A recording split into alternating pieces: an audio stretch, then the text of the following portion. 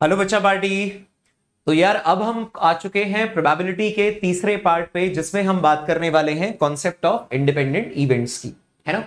और independent events क्या होते हैं, इस बात को समझने के लिए मैं आपको पहले के दो पार्ट्स यानी कि कंडीशनल प्रोबेबिलिटी और मल्टीप्लिकेशन थ्योरम एंड प्रोबेबिलिटी को याद दिलाना चाहूंगा, खास तौर से कंडीशनल प्रोबेबिलिटी। तो अगर आप में से कोई भी बच्चा इस वीडियो को पहली बार देख रहा हो, लाइक पहले प्रोबेबिलिटी की आप यही वीडियो देख रहे हैं और पुरानी दो वीडियोस आपने नहीं देखी है, तो डिस्क्रिप्शन में यार चारों पार्ट्स के लिंक्स मैंने डाल रखे हैं। किसी भी पार्ट को ओपन करोगे तो इस वीडियो की तरह उन पार्ट के रिस्पेक्टिव डिस्क्रिप्शन में सभी के क्लास नोट्स भी मिलेंगे, है ना। तो पढ़ाई भी करनी है यार सभी से। पहले आप कंडीशनल प्रोबेबिलिटी पढ़ लें। प्रोबेबिलिटी में मैं हर बार बोलता हूं कि यार फील लेना ज्यादा इंपॉर्टेंट है, because the question is not going to come up with a name tag कि मैं इस वाले कॉन्सेप्ट पर बेस्ड हूं। तो पहले आपके लिए समझना बहुत ज्यादा जरूरी है कि यार अलग अलग कॉन्सेप्ट्स का फील क्या है। एक बार फील आने लगेगी तो प्रोबेबिलिटी में फॉर्मूले लगा के आंसर निकालना बहुत आसान है। सबसे मुश्किल काम क्या है, सबसे कठिन बात यह है कि पता करना कि यार ये क्वेश्चन जो है वो प्रोबेबिलिटी के किस कॉन्सेप्ट पर बेस्ड है। समझ में आई बात? तो चलो, इंडिपेंडेंट इवेंट्स तो यार लिखे होंगे क्वेश्चन में कि पता कीजिए whether the two events are independent और नॉट। बताइए या प्रूव कीजिए कि देखो देखो ये इंडिपेंडेंट है, प्रूव कीजिए कि ये देखो देखो इंडिपेंडेंट नहीं है। तो इंडिपेंडेंट इवेंट के क्वेश्चंस तो यार नाम के साथ ही आएंगे कि इंडिपेंडेंट है या नहीं है ये चेक करना है, या फिर इंडिपेंडेंट है या नहीं है ये प्रूव करना है। ठीक है ना। तो देखते हैं। तो कॉन्सेप्ट ऑफ इंडिपेंडेंट इवेंट्स क्या है? कंडीशनल प्रोबेबिलिटी से वी नो कि यार प्रोबेबिलिटी देखो, आप समझते हैं इस बात का मतलब कि probability of E by F क्या होती है। इसका मतलब होता है probability of event E, probability of event E provided event F has already occurred. याद है? तो अगर इवेंट ई की प्रोबेबिलिटी निकालनी है बशर्ते एफ इवेंट ऑलरेडी हो चुका हो, बशर्ते एफ इवेंट ऑलरेडी हो चुका हो, तो वो ये निकालने का ये तरीका होता है, वो निकालने का ये तरीका होता है। ठीक है। सो अगर तो ये प्रोबेबिलिटी ऑफ ई के बराबर निकल कर आए, मतलब इवेंट ई के होने की प्रोबेबिलिटी और इवेंट ई के होने की प्रोबेबिलिटी बशर्ते एफ हो चुका हो, यदि ये दोनों बराबर आ जाए तो इसका मतलब एफ का होना या ना होना मैटर नहीं कर रहा। और अगर एफ का होना या ना होना मैटर नहीं कर रहा है तो आप उसको क्या बोलेंगे? दो इवेंट्स ई और एफ जो है वो इंडिपेंडेंट है। तो अगर ये इसके बराबर हो जाए वेयर एफ के होने की प्रोबेबिलिटी जीरो ना हो, यार वो एक अपना इवेंट होना चाहिए, वो जीरो ना हो। ठीक है ना, वो जीरो ना हो। एंड साथ में ये भी बात हो कि probability of F provided E has already occurred is equal to P F, where PE मतलब ई एक बकायदा इवेंट होना चाहिए यार, तो उसकी प्रोबेबिलिटी जीरो नहीं होगी। तो ई एक इवेंट है जिसकी प्रोबेबिलिटी जीरो नहीं है, ठीक। लेकिन एफ का होना बशर्ते ई हो चुका हो और ओवरऑल एफ का होना, यदि ये दोनों बराबर आ जाएं तो ई का होना और ना होना, ई का होना हो या ना होना मैटर ही नहीं कर रहा।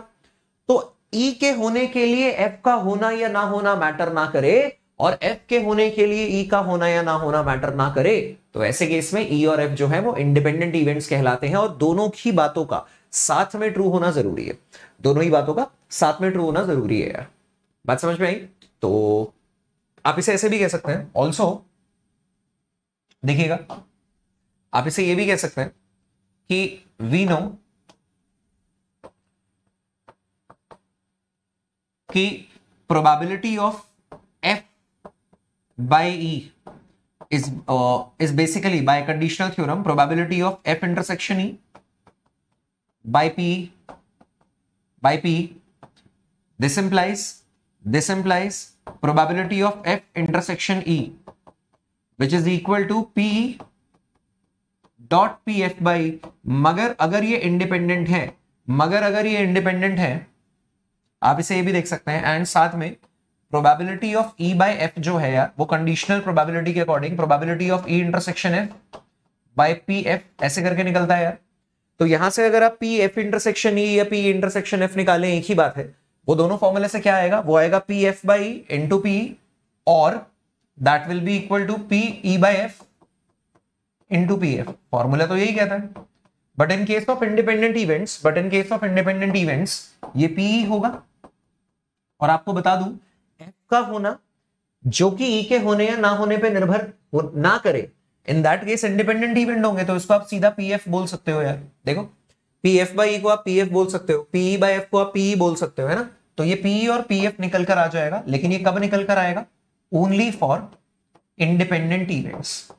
ये बात किसके लिए ट्रू है यार, केवल और केवल इंडिपेंडेंट इवेंट्स के लिए ट्रू है। इंडिपेंडेंट इवेंट्स का अर्थ ये है कि ई की अकरेंस एफ की अकरेंस पे निर्भर ही नहीं करती, या एफ का होना या ना होना ई के होने पर निर्भर ही नहीं करता। सर इंडिपेंडेंट का तो मतलब यही होता है कि मैं तुम पे निर्भर ना करूं, तुम मुझ पे निर्भर ना करो। देखो, और ये जो लास्ट पॉइंट मैंने बोला है ओनली फॉर इंडिपेंडेंट इवेंट्स, इसका मतलब जब जब आपको ये कहा जाएगा कि दो इवेंट्स इंडिपेंडेंट है, प्रूव कीजिए, तो आप ये कहेंगे कि तब हम पी एफ इंटरसेक्शन ई को पी डॉट पी एफ के बराबर रख के प्रूव करने की कोशिश करेंगे, प्रूव करता हुआ दिखाएंगे। ठीक है, चलिए फटाफट से सवाल देखते हैं। पहले कुछ रिमार्क्स लिखे हैं मैंने, काफी ज्यादा इंपॉर्टेंट है।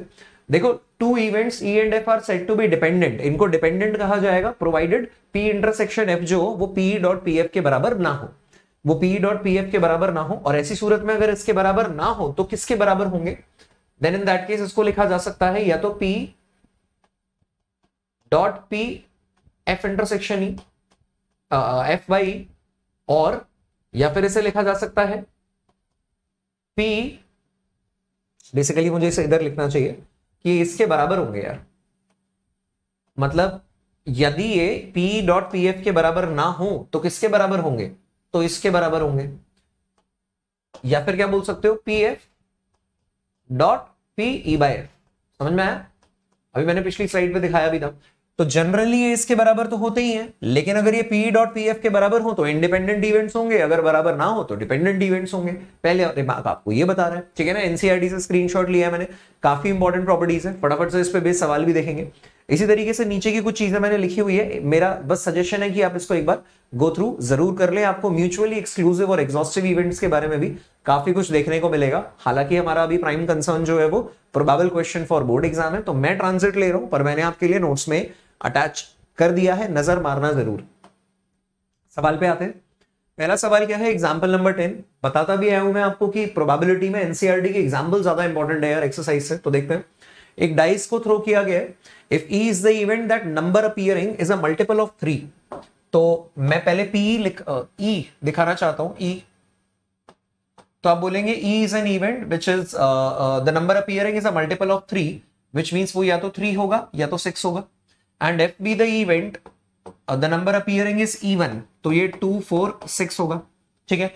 Then find whether E and F are independent और नॉट। तो आप यहां पे बोलेंगे शेयर, देखिए जरा, तो प्रोबेबिलिटी ऑफ इवेंट ई, तो डाइस को अगर एक बार थ्रो कर रहे हो तो 6 आउटकम्स आते हैं यार, 1 2 3 4 5 6। और वहां पे जो ई इवेंट है यानी मल्टीपल ऑफ 3, वो हमारा फेवरेबल केसेस ओनली 2 हैं, 3 और 6। तो आप बोलेंगे favourable cases by total number of cases 2/6 हो गया, ठीक है ना। सिमिलरली पी एफ अगर मुझे निकालना हो, पी एफ, तो ये कितना निकल कर आएगा, आप बोलेंगे 3 इवन नंबर से, यानी फेवरेबल केसेस 3 है, टोटल आउटकम 6 है। और अगर आपको पी ई इंटरसेक्शन एफ निकालना हो, ई इंटरसेक्शन एफ, मतलब आपको ये भी देखना है कि वो इवन भी होना चाहिए और वो मल्टीपल ऑफ 3 भी होना चाहिए। तो वो इवन भी होना चाहिए और मल्टीपल ऑफ 3 भी होना चाहिए, इवन भी होना चाहिए और मल्टीपल ऑफ 3 भी होना चाहिए। तो यार ये 1 है, एक ही है ऐसा 6, तो आप बोलेंगे that is equal to 1/6। Alright, तो ठीक है ना, समझ पा रहे हैं बात। तो आप क्या बोलेंगे, then find whether E and F are independent और not. Share P of E intersection F जो है यार, वो पी डॉट पी एफ होना चाहिए। वो कितना निकल कर आ रहा है, that is equal to 1/6 and P dot P F, ये कितना निकल कर आ रहा है यार, ये निकल कर आ रहा है 2/6 इंटू 3/6, है ना, 2/6 इंटू 3/6। तो इसको 1 और क्या कह सकते हैं आप, 6/36, 6/36 और 1/6। क्लियरली आपका जो पीई इंटरसेक्शन एफ आ रहा है यार, वो देखिए किसके बराबर आ रहा है, पीई डॉट पीएफ के बराबर आ रहा है। तो अगर ये पीई डॉट पीएफ के बराबर आएगा, this implies E and F are independent. ठीक है, अभी मैंने आपको यही बताया था। तो ई and F are independent events. समझ में आ गई बात? क्लियर है मामला बढ़िया तरीके से, है ना? समझ में आ गया होगा। चलिए बढ़ाते हैं डिस्कशन को थोड़ा सा और आगे। An unbiased dice is thrown twice. Unbiased dice है तो मतलब इक्वली लाइकली आउटकम्स हैं, इक्वल प्रोबेबिलिटी है 1 से 6 तक सभी नंबर आने की। 2 बार थ्रो करते हैं यार तो 36 आउटकम्स होते हैं, आपको पता ही है। Let the event A be odd number on the first throw, odd number on the first throw, and B be the event odd number on the second throw. तो प्रोबेबिलिटी ऑफ, देखो जरा इनके सैंपल स्पेसेस दिखाते हैं। पहले तो overall sample space जो है वो 36 होगा, ठीक है, उसमें 36 आउटकम्स होंगे। आपसे कहा गया है कि ए इवेंट को बताइए, तो odd number on the first throw. Odd number on the first throw का क्या मतलब है कि आपके पास पहले 1 आ जाए, 1 आ जाए, और उसके साथ दूसरे में भी 1 हो, 1 के साथ 2 हो, 1 के साथ 3 हो, एंड सो ऑन, 1 के साथ 6 हो। ठीक है ना? सिमिलरली 3 के साथ 1 हो, 3 के साथ 2 हो, 3 के साथ 3 हो, and so on up to 3 के साथ 6 हो। सिमिलरली 5 के साथ 1 हो, 5 के साथ 2 हो, 5 के साथ 3 हो, समझ पा रहे हो? एंड अल्टीमेटली 5 के साथ 6 हो। तो पहले वाले थ्रो में ऑड नंबर है, दूसरे वाले में इवन है या ऑड, कुछ भी चलेगा सर, कुछ भी चलेगा। तो 1 से लेकर 6 तक दूसरे वाले थ्रो में सब चलेगा। तो 6 इसमें हो गए, 6 इसमें हो गए, 6 इसमें हो गए, तो 6 6 6 टोटल 18 हो गए यार, 18 हो गए। सो share probability of event A is basically 18/36 और 1/2। ठीक है भाई या तो पहले वाले थ्रो पे ऑड नंबर आएंगे या पहले वाले थ्रो पे इवन नंबर आएंगे, दोनों की प्रोबेबिलिटी आधी आधी है। अभी तो बस मैंने आपको लिखना सिखा दिया। ठीक है, और क्या कह रहे हैं, and B be the event odd number on the second throw. तो पहले वाले पे कुछ भी आ सकता है, पहले वाले पे कुछ भी आ सकता है, 1 2 3 4, तो 1 के साथ, लेकिन odd number on the second throw आना चाहिए। तो इसका मतलब है सेकेंड थ्रो पे या तो 1 होगा, सेकेंड थ्रो पे या तो 1 होगा, सेकेंड थ्रो पे या तो 3 होगा, सेकेंड थ्रो पे या तो 5 होगा, 1 3 या 5। तो ये 1 के साथ 3 भी आ सकता है, 1 के साथ 5 भी आ सकता है। सिमिलरली 2 के साथ 1 आ सकता है, 2 के साथ 3 आ सकता है, 2 के साथ 5 आ सकता है। सिमिलरली 3 के साथ 1 आ सकता है, 3 के साथ 3 आ सकता है, 3 के साथ 5 आ सकता है, एंड सो ऑन। फाइनली 6 के साथ 1 आ सकता है, 6 के साथ 3 आ सकता है, 6 के साथ 5 आ सकता है। ठीक है ना? तो कितने केसेस हैं यार, 3 × 6, 18 केसेस ये भी हुए। तो आप बोलोगे यहां पे भी प्रोबेबिलिटी ऑफ बी, मैं यही लिख देता हूं इसे, देखिए शेयर प्रोबेबिलिटी ऑफ बी, भाई यही होगा ना कि दूसरे थ्रो पे या तो इवन होंगे या तो ऑड। सिंपल है सर। तो इसका मतलब आधी आधी प्रोबेबिलिटी है। 3 नंबर डाइस पे इवन होते हैं, 3 नंबर डाइस पे ऑड होते हैं। तो 18/36 ये भी क्या है, 1/2। सर ये तो खटाक से लिख देते हैं, ऐसा क्यों लिखा? बोर्ड एग्जाम है यार, डिस्क्रिप्शन के भी नंबर मिलते हैं, है ना? तो अच्छे से देखना है उसको। तो आप क्या बोलेंगे, आप देखिए आप ये बोल पाएंगे नाउ शेयर, अगर आपको इंडिपेंडेंस पूछा गया, इंडिपेंडेंस पूछा गया, तो ई इंटरसेक्शन बी क्या है? नाउ ई इंटरसेक्शन बी के बारे में बात कर रहे हैं। A intersection B, A intersection B के बारे में बात कर रहे हैं। देखिए ए इंटरसेक्शन बी, अब ये इंटरसेक्शन बी क्या है कि आपको ऑड नंबर ही पहले वाले पे भी मिले और ऑड नंबर ही दूसरे वाले पे भी मिले। पहले वाले पे भी ऑड है और दूसरे वाले पे भी ऑड है। तो देखिए क्या कहेंगे, पहले वाले पे ऑड है 1, दूसरे वाले पे ऑड है 1, पहले वाले पे ऑड है 1, दूसरे पे 3, पहले वाले पे ऑड है 1, दूसरे पे 5। इसी तरीके से 3 1, 3 3, 3 5, और इसी तरीके से 5 1, 5 3, 5 5।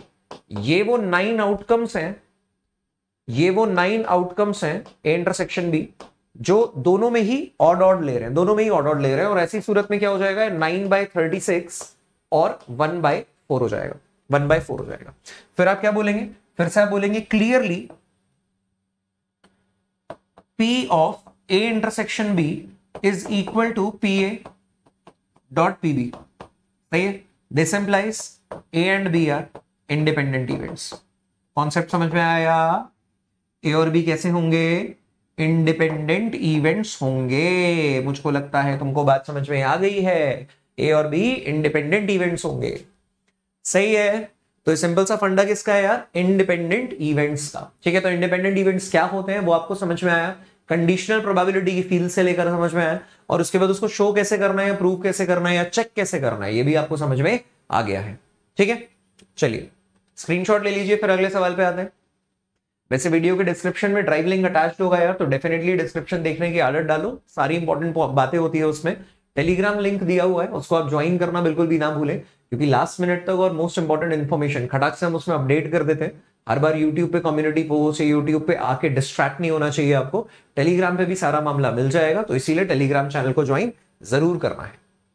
चलिए आगे बात करते हैं। अब बात कर रहे हैं सवाल की। ये कह रहा है 3 coins are tossed simultaneously, 3 coins को simultaneously टॉस किया। Consider the event E 3 heads और 3 tails। मेरा आपको सजेशन रहेगा कि ये ना आप खुद से भी ट्राई करना, ट्राई योरसेल्फ, फील आएगी आपको ज्यादा। ठीक है ना, अच्छा क्वेश्चन है, डाइस वाला। ठीक है, and refer NCERT also, solved example है यार, तो एनसीईआरटी को भी रेफर कीजिए, सॉल्व्ड एग्जाम्पल है, उसको रेफर करने के बाद आपको ज्यादा फील आएगी, उसमें लैंग्वेज भी लिखी है प्रॉपर, तो बहुत बढ़िया तरीके से समझ में आएगा। समझ पा रहे हो मेरी बात, है ना? तो इसको खुद से करना है, बहुत ज्यादा स्पून फीडिंग वैसे भी अच्छी बात नहीं है, लेकिन ये सवाल इंपॉर्टेंट है। मैं हर टॉपिक के साथ 4-5 वो सवाल लेकर आया हूं प्रोबेबिलिटी के हर पार्ट के साथ। वैसे मैंने प्रीवियस सेशंस में भी यही किया है कि एनसीईआरटी के मोस्ट प्रोबेबल सवाल आपको करवा दिए जाएं, जिन मोस्ट प्रोबेबल सवालों के थ्रू आपके बोर्ड एग्जाम के पेपर आने के काफी ज्यादा चांसेस हो। ऑलराइट, तो इसको आप ट्राई जरूर कीजिएगा यार। इसके बाद बात कर रहे हैं, a die marked 1 2 3 in red and 4 5 6 in green is tossed. Let A be the event that number is even. तो नंबर इज इवन, तो ए को क्या निकाल लेते हैं? अगर नंबर इवन है तो देखिए क्या कर सकते हैं, 2 4 6। तो प्रोबेबिलिटी ऑफ फाइंडिंग ए जो होगा, डाइस अगर निकल रहा है, डाइस से एक नंबर आ रहा है, तो उसको अगर वो इवन है तो उसके आने की प्रोबेबिलिटी कितनी है? 3/6। टोटल नंबर ऑफ आउटकम 6 होते हैं यार, और 1/2। Naturally sir half 50% probability even आने की होती है डाइस के ऊपर, और 50% प्रोबेबिलिटी ऑड आने की होती है। अब वो बोल रहा है and B be the event the number is red. तो B be the event the number is red, तो नंबर इज रेड का 1 2 3 है यार, 1 2 3 in red. So probability of B जो है that is equal to 3/6 again और 1/2। ठीक है, 50% रेड है और 50% ग्रीन है, तो ये भी हो गया। उसके बाद कह रहा है A and be independent events. अब आपसे पूछा जाए ए इंटरसेक्शन बी कौन कौन से? ए इंटरसेक्शन बी, तो 2 4 6 और 1 2 3 में कॉमन क्या है? 2 है। 2 4 6 और 1 2 3 में कॉमन क्या है यार? 2 है। तो कितने नंबर्स कॉमन है? केवल एक। तो आप बोलेंगे केवल एक है, 2, only one, only one, only one number 2। तो probability of A intersection B, total sample space 6 का है, जिसमें से आपके पास केवल एक नंबर है 1, केवल एक नंबर है 1। जनरली बच्चे क्या करते हैं, ये 2 लिखा है ना, इसे 2 डाल देते हैं यहाँ पे। ये गलती नहीं करनी है। कितना काउंट है वो काउंट लिखना है यहाँ पे, केवल एक ही काउंट है। उस नंबर का नाम 2 है, मगर ऐसे कितने नंबर से? केवल एक। ठीक है ना? क्लियरली, फिर से आप क्या बोलोगे? Clearly probability of A intersection B is not equal to probability of A dot probability of B। भाई 1/2 dot 1/2 1/4 होगा, 1/6 थोड़ी होगा। So A and B are not independent। ऐसी सूरत में ये डिपेंडेंट होंगे, ये इंडिपेंडेंट इवेंट्स नहीं है। Are not independent, are not independent. समझ में आई बात? क्लियर है मामला? तो कुछ एग्जांपल्स हमने डिपेंडेंट के लिए, कुछ एग्जांपल्स हमने इंडिपेंडेंट के लिए। So this is overall the concept of independent events. एक और सवाल मैंने आपके लिए इसमें छोड़ा है, ये काफी अच्छा सवाल है, एक्सरसाइज का क्वेश्चन है, इसको देख लेते हैं। इसको भी आप एक बार ट्राई योरसेल्फ, लेकिन रिमार्क्स को पढ़ने के बाद। ट्राई योरसेल्फ आफ्टर रीडिंग, कौन सी स्लाइड है यार? स्लाइड 3 है शायद। After reading slide 3। तो इसमें से 2 तो हम उड़ा देंगे, स्लाइड 3 है ये वाली, रिमार्क्स वाली। After reading slide 3 remarks. उसको पढ़ने के बाद आपको पता चलेगा कि म्यूचुअली एक्सक्लूसिव और एग्जॉस्टिव क्या होते हैं। उसके बाद आप इस क्वेश्चन को भी ट्राई कर लीजिएगा। लेस इंपॉर्टेंट बट डिफरेंट, ये कम इंपॉर्टेंट है यार, मगर अलग है इंडिपेंडेंट से थोड़ा सा, बट डिफरेंट। तो मुझको लगता है आपको इसको भी अच्छे से करना चाहिए। ऑलराइट, ठीक है भाई। तो इसी के साथ हमारा डिस्कशन खत्म होता है किसका, कॉन्सेप्ट ऑफ इंडिपेंडेंट इवेंट्स का। So till now we are done with conditional probability, we have successfully completed फील लेके हमने किया है मल्टीप्लिकेशन थ्योरम एंड प्रोबेबिलिटी को, और उसके बाद अभी के अभी हमने कॉन्सेप्ट ऑफ इंडिपेंडेंट इवेंट्स को भी बहुत अच्छे से खत्म किया। आखिरी और most important and most probable part रह रहा है बेस थ्योरम। बेस थ्योरम के साथ करते हैं फटाफट से अपनी अगली मुलाकात, और उसी के साथ अश्योर करते हैं कि बोर्ड एग्जाम में आया हुआ सवाल हमारे नोट्स में से हो और उसे हम 100% अच्छे से एक्सप्रेशन के साथ क्लियरली कर भी है। ऑलराइट, चलो बाय बाय, जल्दी मिलते हैं।